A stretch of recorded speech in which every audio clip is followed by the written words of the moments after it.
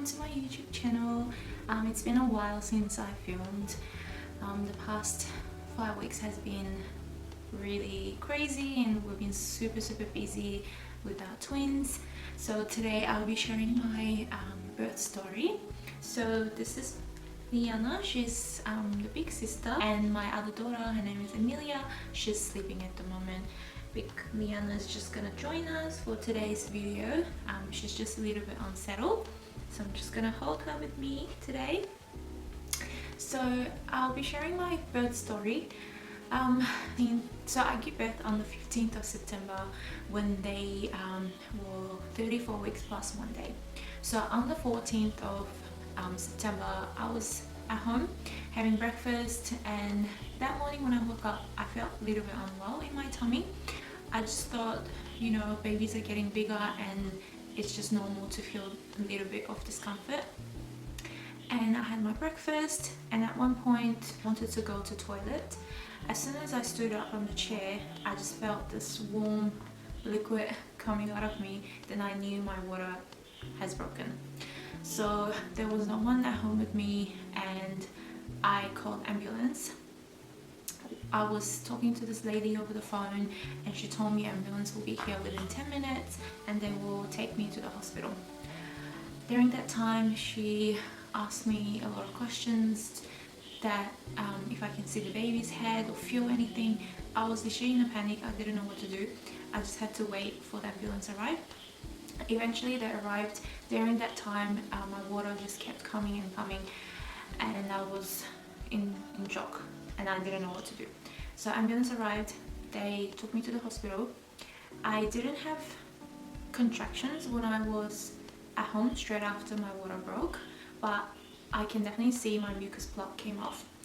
And luckily we live close to the hospital that I go for checkups and where I plan to give birth, so they take me straight there. After I arrived to the hospital, the doctors came in, had a look to see how dilated I was, and I was only 1 centimeter dilated. So the plan for me was to first remove the stitches that I have done when I was at 23 weeks, then to get my epidural and just wait until the babies decided to come out. So doctors came in and they started the procedure to remove my stitches. So they removed 1 stitch. Unfortunately, they forgot about the second one. At this point, no one knows if all the stitches have been removed. Then the doctor came in to give me epidural, and I would say it was really painful when that doctor did it. And he told me it shouldn't be painful, but I felt a lot of pain. And when he put the epidural in, I mainly felt it on the right side. I didn't feel like anything was going into my left side. Then I told him about that, but he said it's normal. So we just left it as that, and I was just laying in bed waiting. So 6 hours passed. The epidural just did not work for me. During that 6 hours time, I was having contractions and they were really bad, and I just couldn't handle it. Then my OB doctor came in. He told me that I have to get another epidural, and that has to work for me in order to give birth, because I'm trying to give birth to 2 children and I am doing a natural vaginal birth as well. So he didn't want me to be in any pain while I'm in labor. Then my midwife came in. She checked internally, see how much I was dilated. So this is already, 8 hours passed since we arrived in the hospital. We arrived in the hospital at around 8:15. Then 8 hours passed. I was only 3 centimeter dilated. Midwife mentioned that she can still feel there is another stitches in there, and it hasn't been removed. So hence I wasn't dilated pretty quickly, and my contractions, my labor did not proceed as quick as they expected. So they had to call my OB doctor again. And just let you know, at this time my epidural did not kick in and I was having the most painful contractions ever. They were just waiting for another anesthetist to come in to give me to do the whole procedure again. So while I was waiting for the doctor to arrive, my OB doctor came in and they said they apologized that they didn't remove another stitch, so they had to get that one out.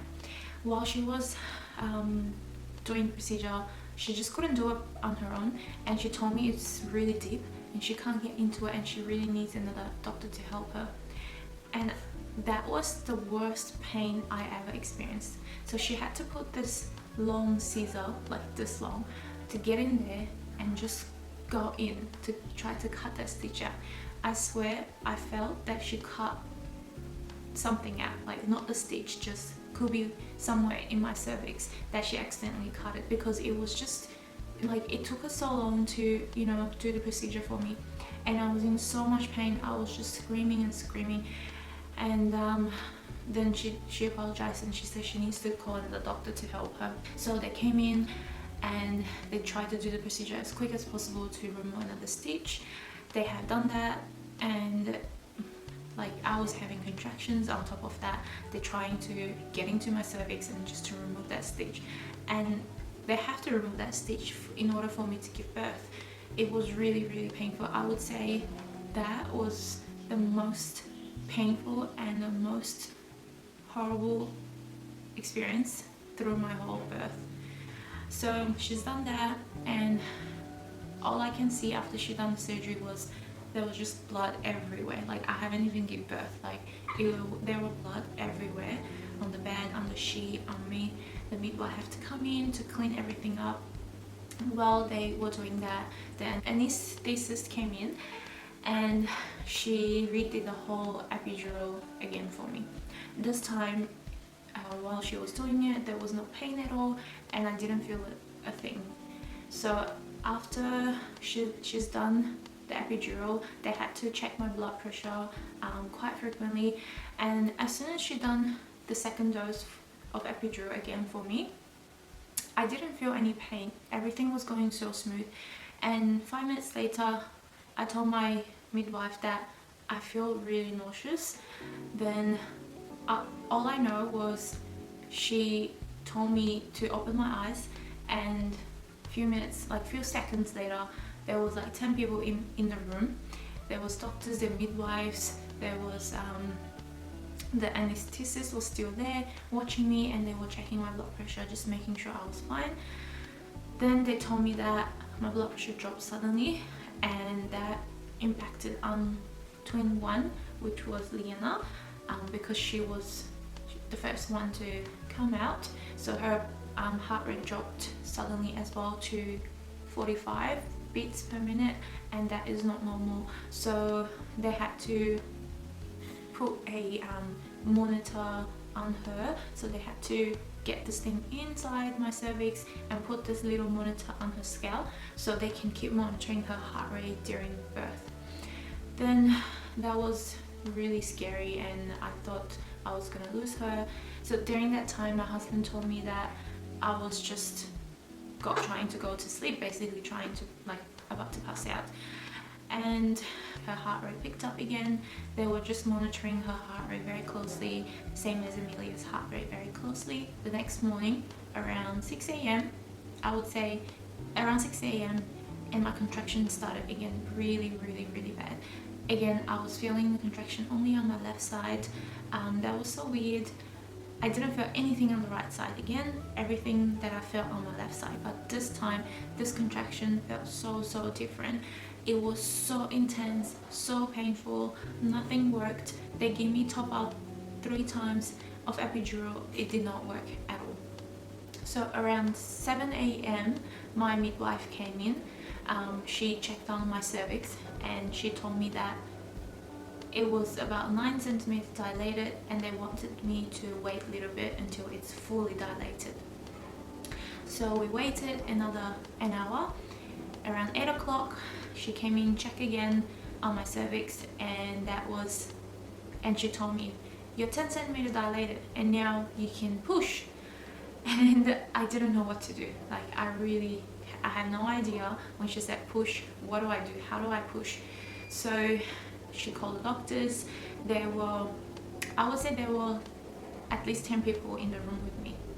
So there were my midwives. There was like 3 midwives, 3 doctors that are helping me to deliver the baby, and there were 4 other doctors that came down from the special care, like the neonatal intensive care unit, getting ready for the babies to arrive. So I started pushing at 8 o'clock, and at around 8:20 they can see the baby's head slowly coming out, Liana's head slowly coming out, but the problem was her heart rate started to drop again, so she's getting tired and she's distressed. So the doctor told me that they had to do the forceps.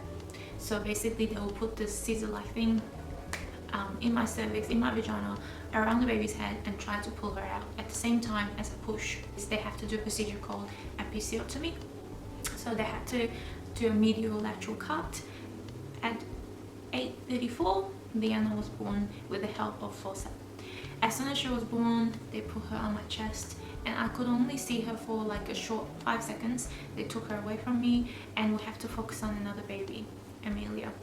So earlier when they did the ultrasound for Amelia, that she's a breech baby, so her head wasn't down, so her butt was down near the exit, the cervix. What they decided to do is to deliver the baby in breech position. Amelia's membrane was still intact. She still had her membranes around her, so they had to use this long sharp thing, put it inside my cervix, and pop the membrane.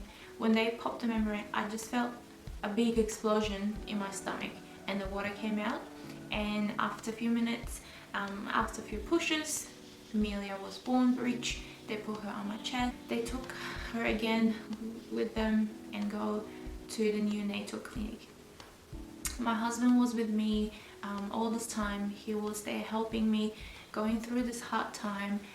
And as soon as the baby arrived, they took the babies, and my husband went with them to see where they're going and if they're doing all right.